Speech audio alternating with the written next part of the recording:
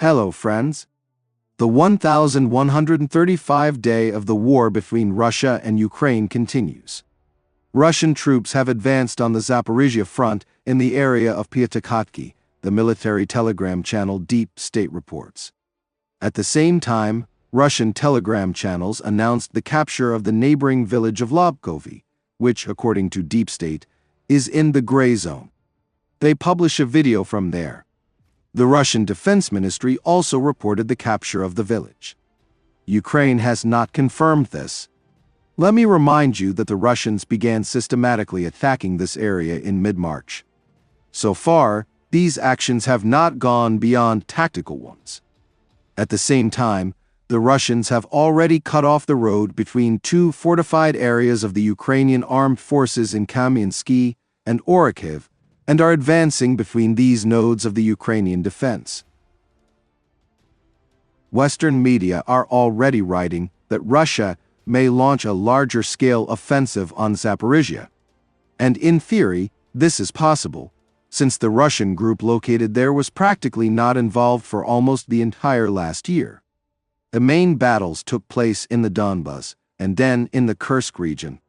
The Zaporizhia units of Russia had the opportunity to rest and accumulate reserves for the attack. Ukrainian observers estimate the number of Russian troops there at 70,000 soldiers. In Donbas, the Russians have made significant progress in Andriivka in the Kurakovy direction. In fact, the entire settlement is already indicated as under Russian control or in the gray zone.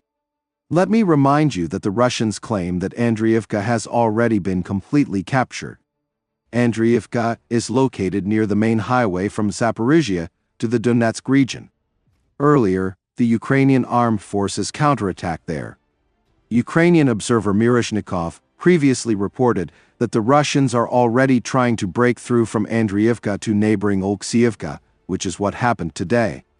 According to data from the Ukrainian side, today, the Ukrainian armed forces repelled 3 mechanized attacks of the enemy in the direction of Oleksiivka, consisting of 17 units of equipment. According to preliminary data, 12 units of armored vehicles were destroyed, and the enemy personnel were put to flight. I will post the full video of the enemy's attempt to break through on Patreon. If you are interested, join, link in the description. The Russian Ministry of Defense also announced today that it captured the village of Vesely, a village north of Velika Novosilka. Ukraine has not confirmed this. According to the Deep State map, a gray zone has formed to the east and north of the village. Returning to the issue of Russia's likely offensive this spring, there are hints in the West that Moscow has the capabilities for this.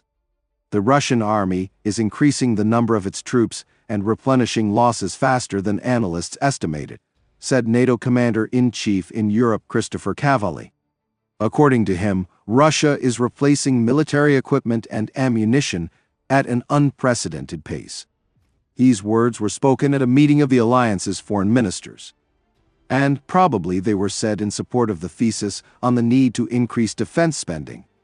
At the same time, Cavalli stated that the Ukrainian armed forces have recently been able to partially solve the problem of personnel shortage by intensifying mobilization activities. Here I confirm the safari on the male population in Ukraine is continuing in full swing. The former commander of the 53rd Mechanized Brigade, Kozel, stated in an interview that the Ukrainian troops do not have proper planning of combat operations. Do you know how we attacked in the Kherson region? The combat potentials were the opposite. There were 3, and we had 1. And we attacked in small groups. A general came from Kiev and said, "The president wants you to take Kherson tomorrow."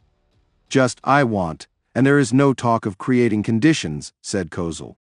According to him, neither we nor the enemy have the combat potential to conduct an offensive operation.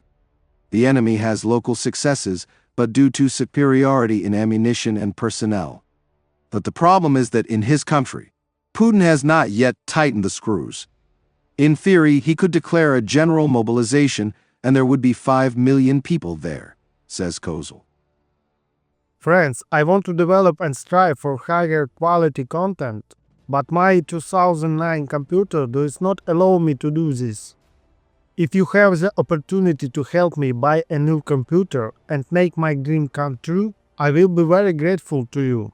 You will find the link in the description under the video and in the pinned comment. Thank you very much and see you in the next video.